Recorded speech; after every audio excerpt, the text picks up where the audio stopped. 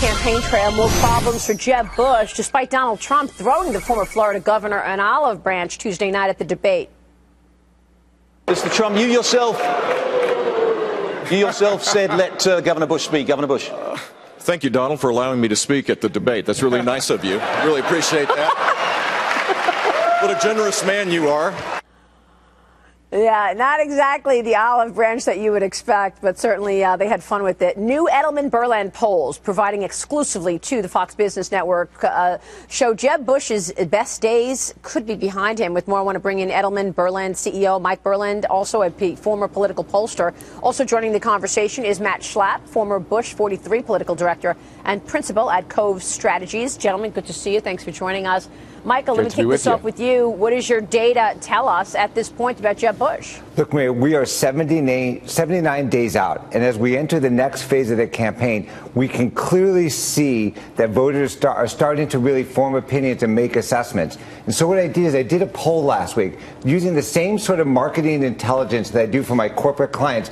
And I have one metric that can assess the sort of current state of the campaign. And it's, do you think your candidate's best days are ahead or behind? And if we look at the data here, we can look at if you think your candidate's best days are ahead, that means you're enthusiastic and optimistic about the future. And we can see Carson, Hillary, Rubio at the top. And those are what brands like Nike and Google would look like, best days ahead. But if we look at the bottom, we can see Jeb Bush. 70% of voters think that Jeb Bush's best days are behind.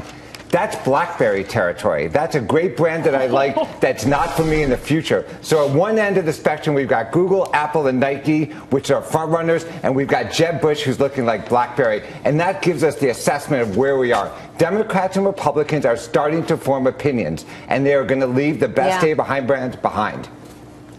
Wow. Matt, what do you think about that? What's your take on this, Matt? Look, really interesting. What's good about it is that we're getting behind the horse race, which is what's that exact percentage each candidate has. Because guess what, Maria? We don't know what exact percentage these candidates have. All that matters is their direction and the trends. And for the Jeb Bush campaign, they have a lot of money to spend. Their super PAC has a lot of money to spend. And we have a long time before the first ballots are cast. And he has to continue to connect to voters. And that's the key for him. Don't worry about these horse race polls.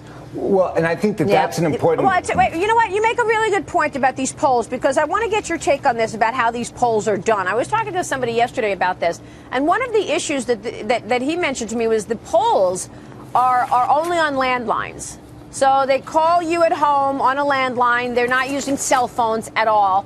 And so just the idea that you're just doing landlines probably skews to an older voter, probably skews to... I mean, because you're not doing cell phones. Does that play into your thinking in any way in terms of how seriously we should take these polls? Well, Maria, I mean, first of all, there's no pollster in America right now who is doing a reliable poll just on landlines. That would be the antiquated method that I used in 1987. We're using internet. We're using cell phones.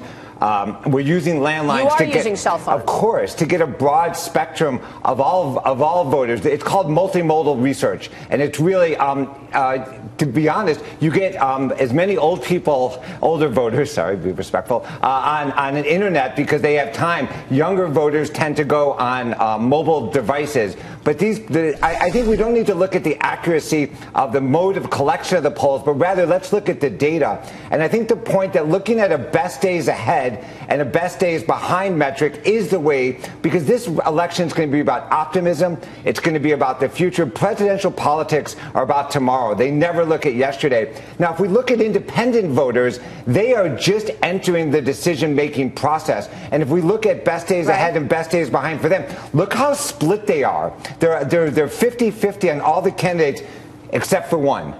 Jeb Bush is 74% best days behind with independents, and he's 26 best days ahead. That's another key indicator that America just puts Bush in 41, 43, and Jeb Bush as former presidents, not presidents to be. Maria? Right. Yep. Maria, go ahead, Matt. Might I jump in here? I mean, with the last name Bush, of course they're going to assume that they're going to associate him with history. But when you bring up these polls, and this poll, I'm not attacking this poll, but when you bring up these other polls, you're exactly right, Maria. The sample sizes are way too small. The margin of error is way too large. In the most recent poll I looked at in Iowa, Dr. Carson's supporters, 82% of them said they were not strongly supporting Carson, and they were very open to supporting other candidates. People who are watching this race should not assume that these polls on the head-to-head, on the horse race, really reflect reality much at all. That's what I was suggesting earlier. Okay, gentlemen, thank you. Michael Berland, Matt Schlapp there. Great insights. We appreciate your time this morning. We'll be right back.